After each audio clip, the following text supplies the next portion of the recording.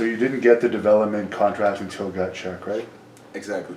So what? Okay, so what? Can you tell us the whole story of gut check then? Before you get into the depression, what?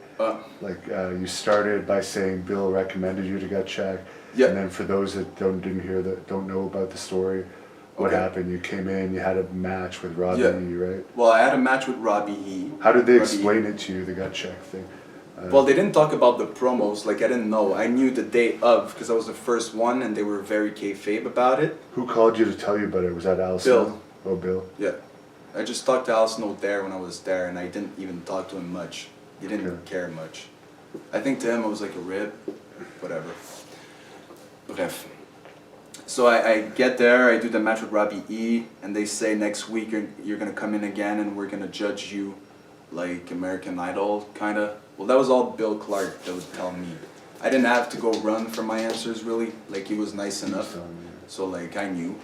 And then the day that I got my contract, he told me, yo, it doesn't look nice. Like, I don't think they're gonna sign you, you're like Canadian. But do the best you can, you know, like. Because they didn't like signing Canadians and they still don't due to the work visa issue, right? They don't like paying for our work visas. But personally, they've had a lot of Canadians, and I don't think a work visa is that much of an issue, really. It's either $2,000, or I think it's $200, depending on the company, or it's like, yeah, it's easy for them to get one. I think they just didn't want me, you know, like. So what happened? The first match, how did the first match go? What was the feedback from your first match? Well, the match was very simple. I fucking put that match together. A little body slam storyline in the match there. It was very basic.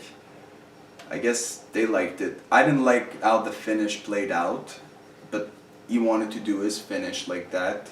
They even cut the finish on the TV show.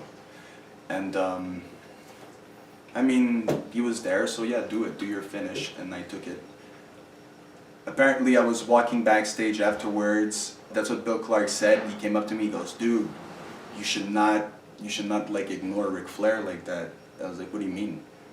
He goes, well, you were passing in front of him, and he was trying to talk to you, like, yo, Alex, you did a good match. Hey, you did a good match. And then you just faved him, apparently. Like, I'm like, oh, fuck. Then he goes, I was following you backstage, too. I was like, I didn't realize, because I get into my bubble a lot. Like, I think too much, I guess. And I went to see him, and I'm like, I heard, thank you. I was like, all right, you know, like, have a good night. The week after, he was my judge. I didn't know. I was eating. He was passing by, and I'm like, oh, shit, I just saw on the paper you're my judge. He goes, kept walking. I'm like, okay. So I asked Alison, I'm like, how is it gonna go? Like, do we have to talk something out? He goes, no, you just go in, that's it. You know, like, okay.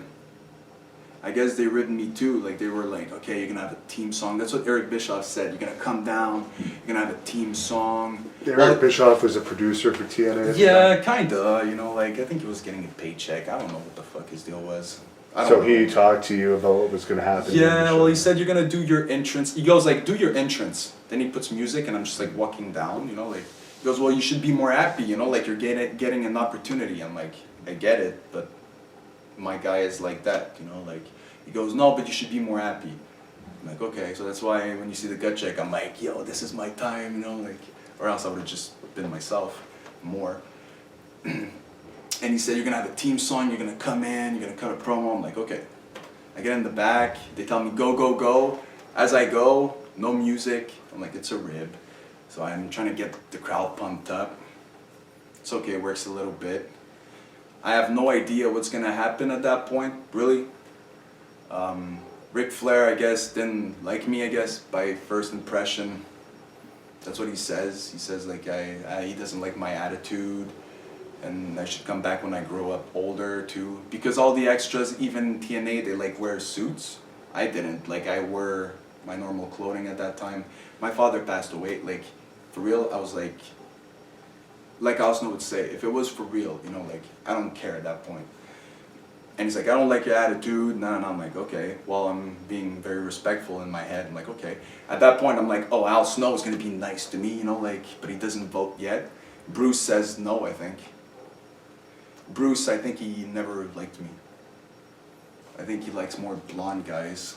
Did you ever talk to him outside of the gut check? After, Yeah. yeah, because I got a second chance after TNA too.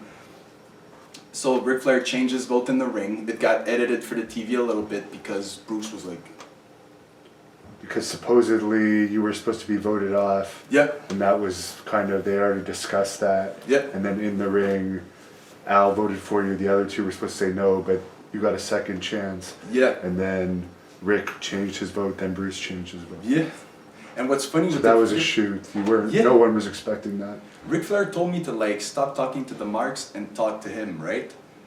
But like, I like to go on the fly. I'm kind of used to it. It's like my pattern. So I was like going with the emotion, and at one point I was gonna fucking turn it up. I always do, anyways. But he cut me off before I did, so I started screaming and I fucking did the promo, and he changed his vote. So I was like, all right. And it was weird because it was like, I have it. It feels like I don't have it because I'm not feeling the emotion right now. Thanks. And then Al Snow like said yes or whatever, new gut check superstar thing, and I was like, fuck. Even Bill Clark was like, yo bro, like, that was very surprising because you weren't supposed to get it. I think Flair had troubles with TNA, and well, he didn't care anymore. And I guess he saw the potential, and maybe he was like, shit, you guys are not taking advantage of the young talent, you know, like, here's one, here's a good one.